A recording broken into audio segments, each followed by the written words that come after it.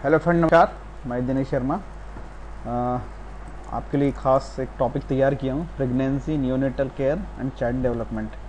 मैं कोशिश करूँगा कि इसमें प्रेगनेंसी पूरी हो जाए। यदि नियोनेटल वाला चाइल्ड डेवलपमेंट नहीं हो पाया तो मैं अगला वीडियो बनाऊँगा। तेज़ी से मैं आगे बढ़ता हूँ। मैटरनिटी साइकिल, जो माँ जो गर्भ के समय जो उसका पीरियड होता है, इसके बाद बच्चे का गर्भधारण से लेके माँ के बच्चे के जन्म तक का जो पीरियड होता है, वो सब चीज़ों के बारे में जो काम के फैक्ट हैं जो आपको परीक्षा में आ सकते हैं उस विषय में बताऊंगा। दी फर्टिलाइजेशन होता है इसमें मेन तो एक, ठीक है। और आपको फर्टिलाइजेशन पूछता है कि कहाँ होता है फर्टिलाइजेशन, तो यूट्यूब फॉलोपियन ट्यूब में फर्टिलाइजेशन होता है, ये आपको बताना होगा। एक एंटीनेटल केयर होता है, और जिसको बोलते हैं प्रीनेटल पीरियड, और इंटरनेटल पीरियड, पोस्टनेटल पीरियड और intra conceptional period. Antenatal period वो होता है जो मतलब बच्चे के जन्म के पहले की अवस्था होती है, मतलब गर्भावस्था की जो 9 माह होते हैं उसमें माँ की क्या और गर्भवती महिला की कैसी देखभाल की जाती है उसके बारे में बताना है। एक बात इंट्रानेटल, बच्चे के जन्म के बाद की जो अवस्था, जो हॉस्पिटल की अवस्था जो होती है, जब बच्चे का जन्म होता है वो इंटरनेटल होता है, खासकर बच्चे को संस्था का डिलीवरी कराना है। इसमें पोस्टनेटल जो होता है बच्चे का जन्म हो जाता है। तो ये विशेष बात है कि एंटीनेटल केयर, पोस्टनेटल केयर, दो ही मेन चीज़ है इसमें, मतलब बच्चे के जन्म के पहले की अवस्था और बच्चे के जन्म की बाद की अवस्था। तो प्रीनेटल केयर, एंटीनेटल केयर या पोस्टनेटल केयर, ये आपको देखना है क्या होता है। Fertilisation takes place in the outer part of the fallopian tube. जो फर्टिलाइजेशन होता है फॉलोपियन ट्यूब में होता है, ये बात आपको ध्यान रखना होगा। Fertilize womb reach the uterus in 8 to 10 days. 8 से 10 दिन में वो जो है यूटेरस में पहुंच जाता है। ये आपको तथ्य हैं, फैक्ट ज़्यादा बताऊंगा। प्रीनेटल पीरियड जो होता है, प्रीनेटल पीरियड का आपको बता दूं, जो ओवम होता है वो 0 से 14 दिन में का कहलाता है, जिसको डिम्बावस्था हिंदी में कहते हैं। एम्ब्रायो जो होता है 14 से 9 वीक का होता है, जिसको पिंडावस्था बोलते हैं, 2 सप्ताह से 9 सप्ताह तक। और जो भ्रूणावस्था होता है फोइटस, तो 9 सप्ताह से जन्म तक होता है भ्रूणावस्था। बच्चा भ्रूण बन जाता है 9 माह में, 9 वीक में जो है भ्रूण तैयार हो जाता है, और वो जन्म तक भ्रूण ही कहलाता है, 9 सप्ताह से जन्म तक। तो इसमें प्रीमेच्योर इन्फेंट जो बच्चा कहलाता है, आगे और बता रहा हूँ, जो प्रीमेच्योर जो इन्फेंट कहलाता है 28 से 37 वीक में जो डिलीवरी प्रीमेच्योर कहलाती है ना, प्री टर्म डिलीवरी वो कहलाती है जो 28 से 27 वीक में हो जाए बच्चा, ठीक है। पूरा टाइम कितना होता है बर्थ का, फुल टाइम कितना होता है बच्चे का, जो गर्भवती माता का फुल टाइम होता है 280 डेज, 280 दिन।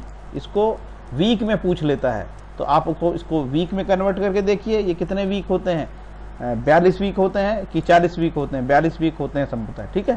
तो पिछले बार एक क्वेश्चन पूछा था आंगनवाड़ी कार्यकर्ता भर्ती से और सीधी भर्ती दोनों में। प्रीमेच्योर इन्फेंट क्या होता है, जो 28 से 37 वीक में जिसका जन्म हो जाए, मतलब 9 माह का गर्भकाल कहता है। यदि कोई 7 माह में पैदा हो जाए या 8 माह में हो जाए तो प्रीमेच्योर या प्री टर्म कहलाता है। ऐसा बच्चा बहुत सेहत के लिए हानिकारक होता है, ठीक है। नेक्स्ट, ये हिंदी में डिम्बावस्था वाली बात। Maternal and child health antenatal care, इसके बारे में आगे देखेंगे। जो एंटीनेटल केयर होती है, गर्भवती महिला की स्वास्थ्य की सुरक्षा की देखभाल के लिए वातावरण निर्माण करना, गर्भवती महिला को गर्भ से जुड़ी सभी बातों को समझाइश देना।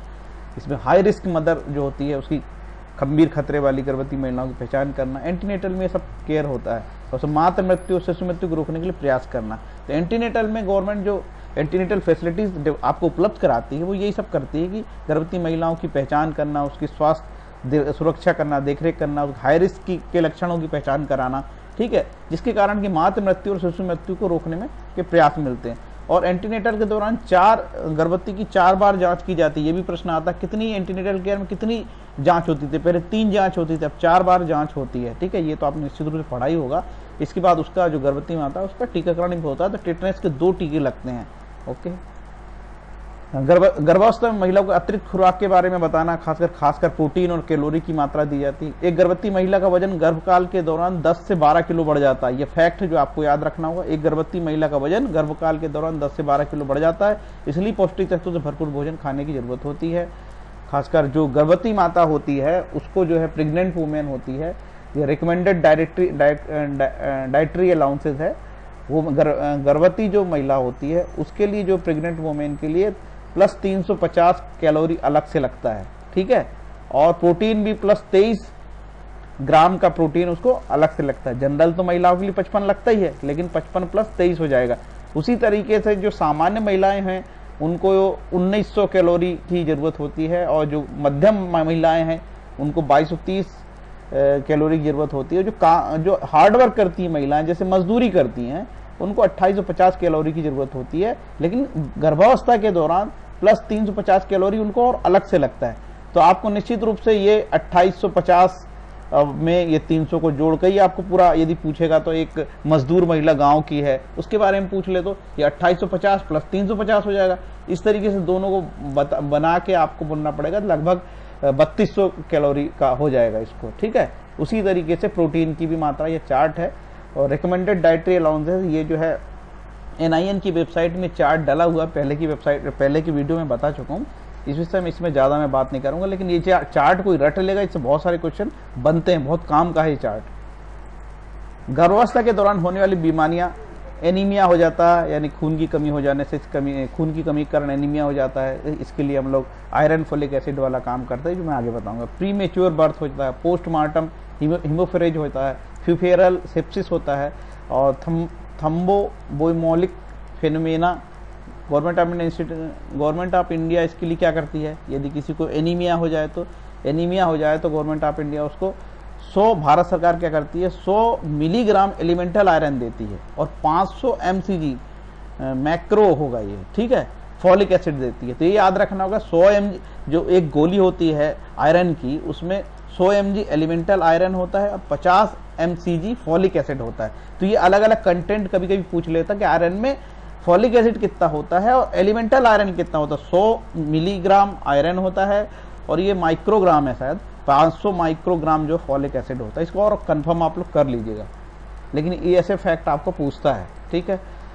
तो ऐसे दौरान, जो गर्भावस्था के दौरान किस प्रकार की बीमारियां हो सकती है, खासकर न्यूट्रिशनल डिफिशियंसीज होती है, विटामिन ए से प्रॉब्लम हो जाती है, आयोडीन की डिफिशियंसी हो जाती है, टॉक्सीमिया हो जाता है, ठीक है।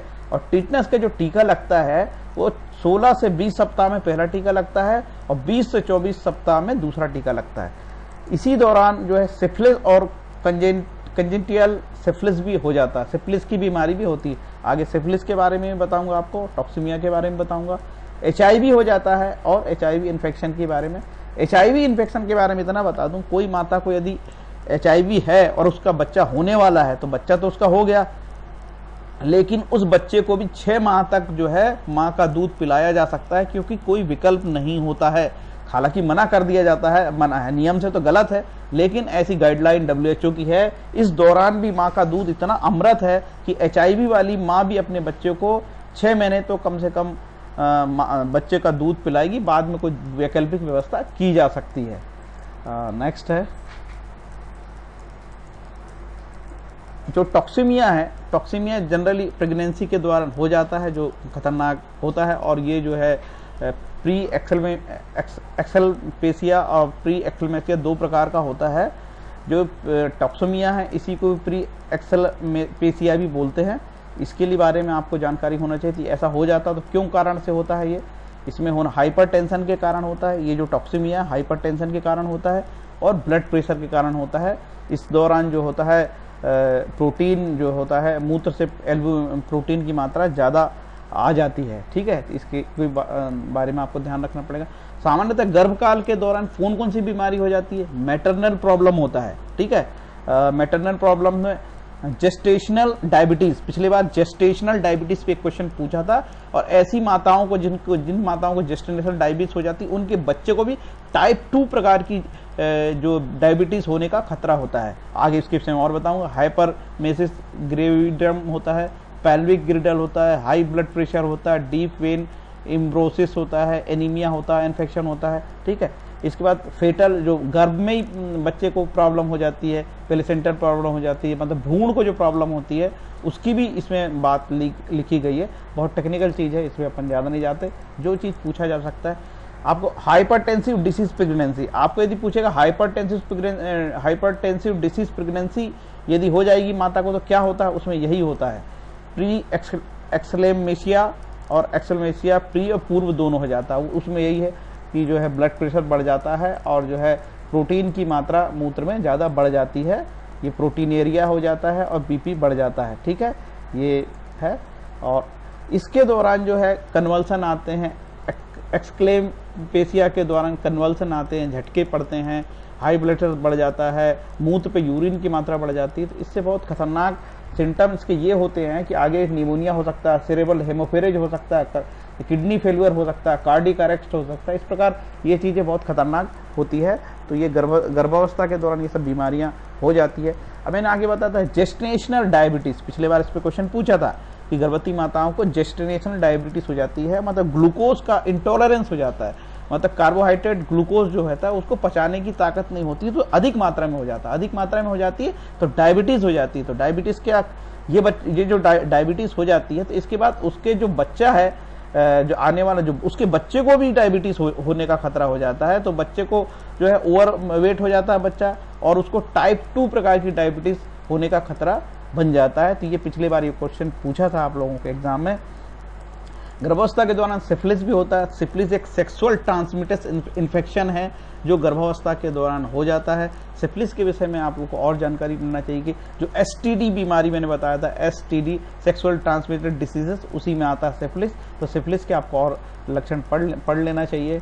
सिफिलिस ड्यूरिंग प्रेगनेंसी, इसके दौरान जो है बच्चे को जो होता है प्लेसेंटा में जो है, यदि कोई माता को सिफिलिस है तो प्लेसेंटा के दौरान बच्चे को भी जो है सिफिलिस हो सकता है, बीमारी हो सकती है। Syphilis can be transmitted to your baby through the placenta during pregnancy और by contact with a sore during birth. Okay, next intranatal care में मैं बताऊंगा। इंटरनेटल केयर जो होता है, जो बच्चे का जो जन्म होता है, अब बच्चे का जन्म आजकल क्या होता है, संस्थागत ही होता है, हॉस्पिटल में ही होता है। सरकार ने कह दिया है कि बच्चे का जन्म संस्थाओं में होगा, हॉस्पिटल में ही होगा। तो इस दौरान हॉस्पिटल की साफ सफाई होनी चाहिए, बच्चे को कोई बीमारी ना हो जाए, साफ सुथरे औजार होने चाहिए, ये सब चीज़ें हॉस्पिटल की जिम्मेदारी होती है। यदि ये सब नहीं होता तो बच्चे को वहाँ भी बीमारी होने का खतरा होता है और सेप्सिस या सेप्टिसीमिया या टेटनस हो जाता है। और जो खतरनाक होता है बच्चे के लिए, यदि इंटरनेटल केयर प्रॉपर नहीं होगी तो सेप्टिसीमिया और टीटनस की बीमारी बच्चे को बढ़ जाती है। तो सेप्सिस और सेप्टिसीमिया एक ही बात है। सेप्सिस जो हो जाता है बच्चे को, जो है यदि आप साफ सफाई नहीं रखेंगे, प्रॉपर केयर नहीं करेंगे उसके जन्म के समय, तो आपको ऐसे खतरे, सीवियर सेप्सिस के खतरे, सेप्टिसीमिया के खतरे बढ़ जाते हैं। तो गर्भवती माताओं को उस समय सेप्सिस हो जाता है और बच्चे को भी सेप्सिस हो सकता है और माँ को भी सेप्सिस हो सकता है। कई कारणों से होता है, फंगी है, वायरस है, पैरासाइट है, इनके कारण इम्यून रिस्पॉन्स में प्रॉब्लम आ जाती है और बैक्टीरियल कारणों से ये सेप्सिस हो सकता है। अब जो सेप्सिस आपको मैं बता दूं कि जो बच्चों की डेथ हो जाती है या माताओं की डेथ हो जाती है, उसके पीछे भी कई कारण हैं। जैसे जो माताओं की जो है MMR मातृ मृत्यु दर में है, यदि बच्चे को डिलीवरी के समय सेप्सिस के कारण 10% माताओं की डेथ हो जाती है। और हेमोफेरेज है, मतलब जो है रक्त का स्राव अधिक होता है उस समय, उससे 34% माताओं की डेथ हो जाती है। और HIV एड्स के कारण 6% लोगों की डेथ हो जाती है। तो ये भी डेटा कभी कभी पूछ लेता है जनरली कि हाइपरटेंसिव डिसऑर्डर के कारण 9% होता है, सेप्सिस से 10% माताएं मातृ मृत्यु दर हो जाती है। अभी आपको MMR के विषय में मैं बताऊंगा। तो ये हेमोफेरेज मतलब है जो ब्लड का बहाव, रक्त का बहाव होता है उस समय वेजाइना से, उस समय 34% ऐसी माताओं की मृत्यु हो जाती है। कभी ऐसा क्वेश्चन कभी पूछ लिया है कि इन्फेक्शन के कारण कितने बच्चों की मौत हो जाती है। Causes of maternal death world wise, पूरे दुनिया में इन्फेक्शन के कारण जो है MMR है, मातृ मृत्यु दर 15% होता है। और जो सबसे गंभीर ये जिस बीमारी के बारे में आपको बता दिया था, जो हाइपरटेंसिव के कारण, टेंशन के कारण होता है, एक्सक्लेमेशिया का 12% माताएं एक्सक्लेमेशिया के कारण मर जाती है। एक प्री एक्सक्लेमेशिया और एक्सक्लेमेशिया 2 प्रकार का होता है इसे। तो 12% माताएं जो हाइपरटेंशन के कारण जो बीमारी होती है एक्सक्लेमेशिया, उसके वजह से ये मारी जाती हैं। आपको नेशनल फैमिली हेल्थ सर्वे से ही ये आंकड़े मिलेंगे कि कितनी IMR, भारत का IMR कितना है। IMR मतलब इन्फेंट मोर्टेलिटी रेट, MMR मतलब मैटरनल मोर्टेलिटी रेट। ठीक है, तो ये नेशनल फैमिली हेल्थ सर्वे का ये अभी 4थी बार सर्वे हुआ है और चौथी बार सर्वे जो हुआ है 2015 और 16 में हुआ। पहली बार सर्वे 92-93 में हुआ था। तो आपसे पूछा सकता है कि नेशनल फैमिली हेल्थ सर्वे का ये कौन सा सर्वे है, तो ये उनका चौथा सर्वे है। ठीक है, नेशनल फैमिली हेल्थ सर्वे जो कहता है कि भारत में का स्टेटस क्या है, feeding practice and nutritional status कितना है। भारत में जो 5 वर्ष के, आपको 2 ही आंकड़े इसमें काम के रखने हैं। एक तो अंडरवेट बच्चे कितना है, नेशनल फैमिली हेल्थ सर्वे के अनुसार underweight child according to NFH4 तो 42.8 बच्चे अंडरवेट है नेशनल फैमिली हेल्थ सर्वे का, जो बिल्कुल ताजा आंकड़ा है। और सीवियर वेस्टेड बच्चे हैं 9.2। आपसे सिर्फ यही पूछ सकता है कि अंडरवेट बच्चे कितने हैं नेशनल फैमिली हेल्थ सर्वे के अनुसार 42.8, और गंभीर किस्म के जो बच्चे कुपोषित बच्चे हैं 9.2 बच्चे हैं। ये आपको आंकड़ा याद रखना पड़ेगा, इंपॉर्टेंट है। इसके बाद इन्फेंट मोर्टेलिटी रेट है। इन्फेंट मोर्टेलिटी रेट होते हैं जो 1000 जीवित जन्म पर जिन बच्चे की मृत्यु हो जाती है 1 वर्ष के अंदर। भारत में IMR इन्फेंट मोर्टेलिटी रेट है, वो 1000 जीवित जन्म पर 1 वर्ष के अंदर बच्चों की जो मृत्यु होती है वो है इन्फेंट मोर्टेलिटी भारत का 51 है। ठीक है, 51 और अंडर 5 मोर्टेलिटी रेट है 65। ये दोनों आंकड़े आपको याद रखना पड़ेगा। इन्फेंट मोर्टेलिटी रेट क्या है और अंडर 5 मोर्टेलिटी रेट क्या है। इन्फेंट मोर्टेलिटी रेट 51 है और अंडर 5 मोर्टेलिटी रेट है 65। ठीक है, इन्फेंट मोर्टेलिटी रेट कैसे निकालते हैं, 1000 जीवित जन्म पे है, ये आपको याद रखना पड़ेगा, 1 वर्ष के अंदर की डेथ। दूसरा है, इसके बाद भारत में जो है जो IMR इन्फेंट मोर्टेलिटी रेट के कारण कितने लोग मर जाते हैं, कौन कौन सी बीमारी से। निमोनिया से जो है 10% बच्चे जो मारे जाते हैं भारत में। ठीक है, जो IMR है इन्फेंट मोर्टेलिटी रेट है। और सेप्सिस से 12% बच्चे मारे जाते हैं। ठीक है, और प्रीटर्म बर्थ जो बच्चे 280 दिन के पहले जन्म हो जाते हैं, मतलब उनका पूरा 9 माह के पहले जन्म हो जाते हैं, प्रीटर्म बच्चे 34% उनकी डेथ होती है। तो ऐसे आंकड़े पूछ लेता है, इसलिए आपको ये बताना मेरे को उचित लगा। तो यहाँ पे बता रहा हूँ कि प्रीटर्म बेबी जो 34% डेथ हो जाती है 1 वर्ष के अंदर, और सेप्सिस मतलब 12% बच्चों की डेथ हो जाती है। और निमोनिया जो कहलाएगा वो इन्फेक्शन में कहलाएगा, 12% बच्चों की निमोनिया से, 10% बच्चों की निमोनिया से डेथ हो जाती है। तो ये आंकड़े कहीं कहीं से मैंने सुझाया हूँ, खासकर वर्ल्ड बैंक के हैं या WHO से है। कभी आपको इस प्रकार से भी पूछा था और ऐसे प्रश्न आते हैं। जो मैं बता रहा हूँ वो पूरी चीज़ें आ चुकी है, इसीलिए मैं आपको बता रहा हूँ, तो इसका भी आपको ध्यान रखना होगा। नेक्स्ट है मैटरनल मोर्टेलिटी रेट है, मातृ मृत्यु दर भारत में 1 लाख जीवित जन्म पर बच्चों की मृत्यु को मातृ मृत्यु दर कहते हैं। भारत में मातृ मृत्यु दर है अभी इंडिया में 174, मतलब 1 लाख जीवित जन्म में 174 माताओं की मृत्यु हो जाती है, 174। ये मैटरनिटी मोर्टेलिटी रेट का फॉर्मूला याद रखना पड़ेगा कि 1 लाख जीवित जन्म पर होने वाली जो मृत्यु है वो कहलाती है MMR, जो भारत में 174 है।